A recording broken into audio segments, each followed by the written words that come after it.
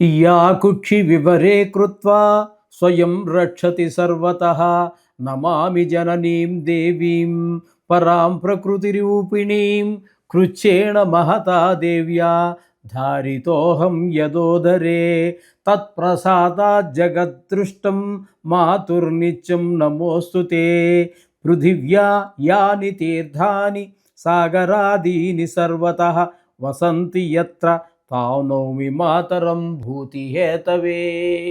మాతృదేవో భవ, పితృదేవో భవ. ఇప్పుడు మనము నవంబర్ నెల 2025 సంవత్సరం గోచార ఫలితాలు ద్వాదశ రాశుల వారికి ఎలా ఉన్నాయో తెలుసుకునే ప్రయత్నం చేద్దాము. అందులో ప్రథమంగా మేషరాశి వారికి ఏ విధంగా జరగబోతుంది ఈ నెలంతా, గోచార ఫలితాలు ఏ విధమైన ఫలితాలు ఇస్తాయి అనేటటువంటి తెలుసుకునే ప్రయత్నం చేద్దాము.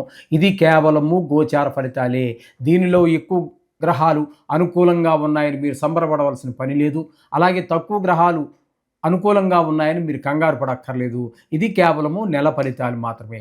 ఇది ఎంత చేసినా దీని ప్రభావం 10% మాత్రమే. వ్యక్తిగత జాతకం అనేటటువంటిది 100% నిష్ణాతులైన వాళ్ళు చెబితే, అంతేగాని ఇందులో ఇప్పుడు మనం చెప్పుకునేది కూడా సశాస్త్రీయంగా చెప్పుకుంటున్నాము. దీనిలో నా కల్పనలు కానీ, అభూత కల్పనలు కానీ, మీరు కోటీశ్వరులు అయిపోతారని కానీ, లేకపోతే బికారాళ్ళు అయిపోతారని కానీ చెప్పడం ఏమీ జరగదు. శాస్త్రం ఎంతవరకు చెబుతున్నదో అంతవరకు మాత్రమే మనం చెప్పడం జరుగుతుంది. ఇది గమనించుకోండి.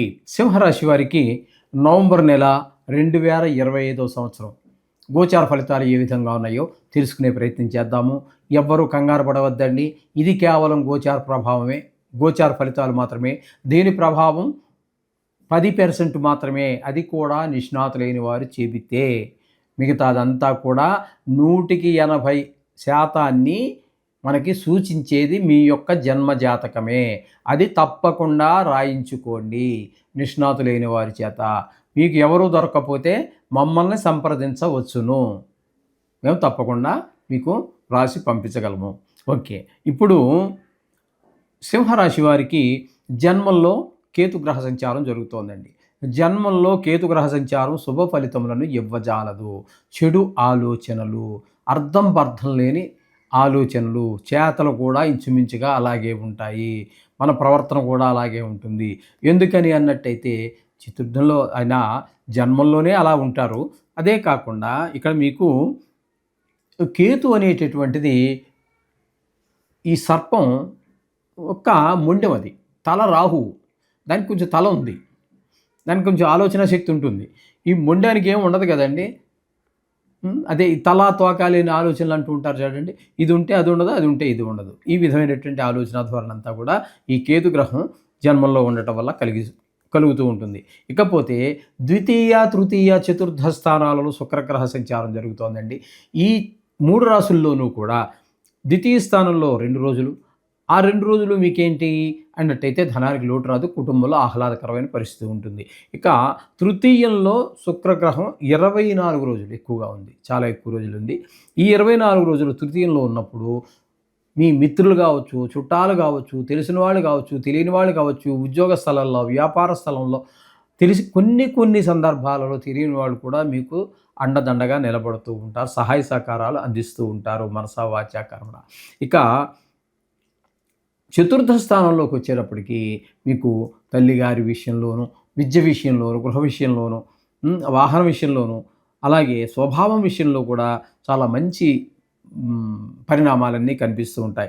తద్వారా ఇక్కడ ఎక్కువ రోజులు మనకి శుక్రుడు తృతీయంలోనే ఉన్నారు కాబట్టి మొత్తం మీద 3 రాసుల్లో కూడా యోగిస్తూ ఉన్నారు. ఒక నెలలోనే శుక్రుడు 3 రాసుల్లో సంచారం కాబట్టి ఇక్కడ శుక్రుడి యొక్క అనుగ్రహం మీకు 3 రాసుల్లోనూ ఉంది. కాబట్టి మీరు చక్కగా సినిమా రంగంలో ఉన్నవారు కానీ, టీవీ రంగంలో ఉన్నవారు కానీ రాణిస్తారు. అలాగే షేర్ మార్కెట్లో పెట్టుబడి పెట్టేటటువంటి వారు ఎవరైతే ఉంటారో వారు నిరభ్యంతరంగా పెట్టుబడి పెట్టవచ్చు. కొంచెం ఆలోచన అది ముఖ్యమే అనుకోండి, కాదని నేను చెప్పట్లేదు. దాంట్లో రావాలి, అది ఆడటం తెలియాలి, అవన్నీ మామూలే. ఇంత మీ తెలివితేటలన్నీ ఉపయోగించిన మీదట పెట్టుబడి పెట్టడానికి సంశయించవలసిన అవసరం లేదు. ఈ విధంగా ఉంటుంది. ఇక ఈ యొక్క సింహరాశి వారికి రవి యొక్క సంచారం తీసుకున్నట్టయితే తృతీయ స్థానంలో ఒక 16 రోజులు, చతుర్థ స్థానంలో 14 రోజులు సంచారం చేస్తున్నారు. ఈ సూర్యభగవానుడు మొదటి 16 రోజులు తృతీయంలో ఉన్నప్పుడు అందరి యొక్క సహాయ సహకారాలు మీకు అందుతూ ఉంటాయి. నేను ఏకాకిని కాదు, చాలామంది నా వెనకాల ఉన్నారు అనే ధైర్యంతో మీరు ముందుకు పోగలుగుతారు. ఆరోగ్యం కూడా చాలా బాగుంటుంది. ఇకపోతే చతుర్థ స్థానంలో 14 రోజులు మాత్రం కొన్ని ఇబ్బందులైతే కలగజేస్తూ ఉంటారు. చదువు, భూమి, గృహము, అలాగే తల్లిగారి ఆరోగ్య విషయంలో కావచ్చు, వాహన విషయంలో, అంటే వాహనాలు నడిపేటప్పుడు కూడా జాగ్రత్త తీసుకోవాల్సి ఉంటుంది. స్వభావం కూడా కొంచెం వేరుగా ఉంటుంది. ఈ విధమైనటువంటి ఫలితాలన్నీ కూడా చతుర్థంలో ఇబ్బంది ఉంటుంటుంది. ఇక కుజుడి యొక్క సంచారం కూడా చతుర్థంలో ఉంది.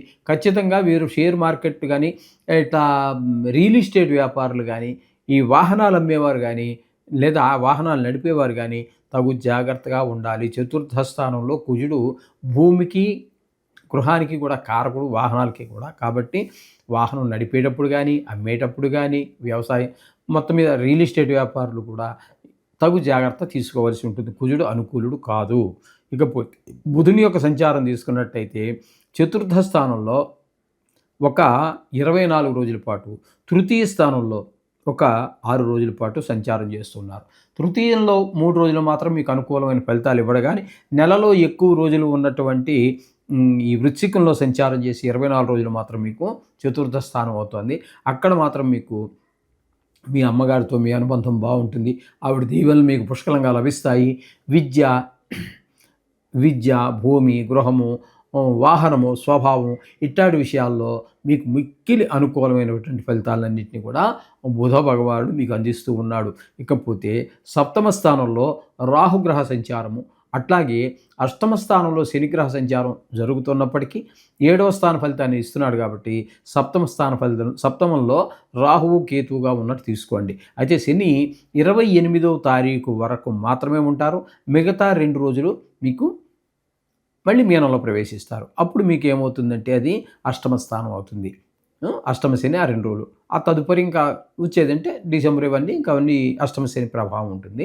ఇక్కడ మాత్రం ఈ సప్తమంలో రాహువు, శని ఇద్దరు ఉండడం కారణంగా ముఖ్యంగా భార్యాభర్తల మధ్యన, భాగస్వామిలో వ్యాపారం చేసే వారి మధ్యన ముఖ్యంగా అభిప్రాయ భేదాలు రావటం కానీ, లేదా ఒకరినొకరు సరిగా అర్థం చేసుకోలేకపోవటం కానీ వచ్చేటటువంటి అవకాశాలు పుష్కలంగా కనిపిస్తూ ఉన్నాయి ఇక్కడ సప్తమంలో రాహుశని సంచారం వలన.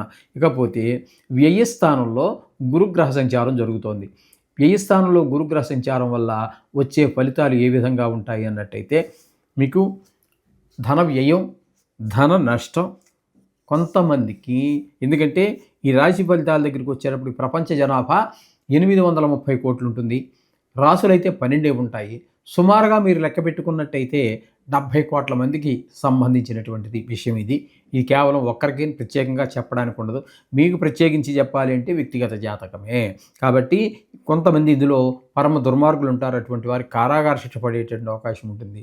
కొంతమందికి భార్య వియోగం కూడా జరిగేటటువంటి అవకాశం కూడా లేకపోలేదు. అయితే ఇక్కడ మనం చెప్పుకోవాల్సింది ఏంటంటే వ్యయస్థానంలో గురువు ఉన్నారు కాబట్టి ఆ ఖర్చు అయినటువంటి ధనం ఏదైతే ఉందో అది మంచి పనుల కోసం ఖర్చు చేయడం అవుతుంది. అర్థమైందండి? మంచి పనులు ఏదో గుడి కోసమో లేకపోతే అట్లా ఖర్చు, చేసేటటువంటి ఖర్చు వృధా ఖర్చు మాత్రం కాదు. ఈ విధంగా ఈ ఫలితాలన్నీ ఉన్నాయి.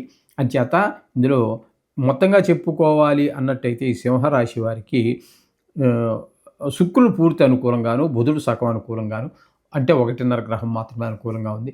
మిగతా గ్రహాలు అంత అనుకూలత లేదు. కాబట్టి మీరందరూ తప్పకుండా ప్రతి మాటని జాగ్రత్తగా ఆచితూచి మాట్లాడండి. ప్రతి రూపాయి కూడా ఆచితూచి ఖర్చు పెట్టండి, అవసరమా కాదా అని.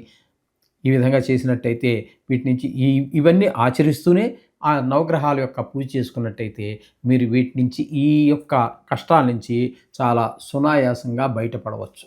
శుభం భూయాత్.